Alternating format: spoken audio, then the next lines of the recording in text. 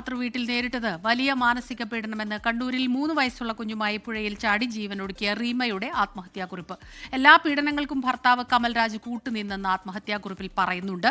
കമൽരാജിനും മാതാവിനുമെതിരെ ആത്മഹത്യാ പ്രേരണ ഉൾപ്പെടെയുള്ള വകുപ്പുകൾ ചുമത്തണമെന്നാണ് റീമയുടെ കുടുംബം ആവശ്യപ്പെടുന്നത്.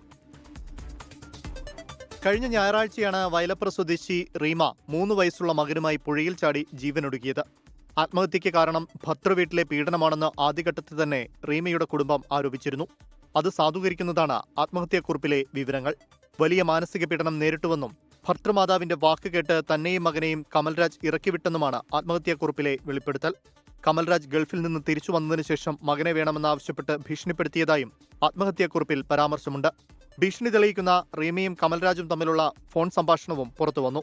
തെളിവുകളുടെ അടിസ്ഥാനത്തിൽ പോലീസ് കർശന നടപടി സ്വീകരിക്കണമെന്ന് റീമയുടെ പിതാവ് മോഹനൻ. അതിലെഴുതിയിരിക്കുന്നതൊക്കെ സത്യമാണ്.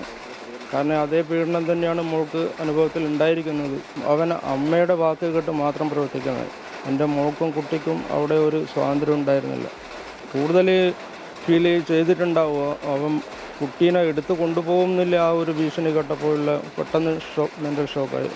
അവൾ കത്തിൽ പറഞ്ഞിരിക്കുന്നതെല്ലാം സത്യം തന്നെയാണ്. കാരണം ഇങ്ങനെയുള്ള ഈ നരഭോജികൾക്ക് ഈ കേരളത്തിൽ ഇന്ത്യ മഹാരാജ്യത്ത് കിട്ടാവുന്ന ഏറ്റവും വലിയ ശിക്ഷ.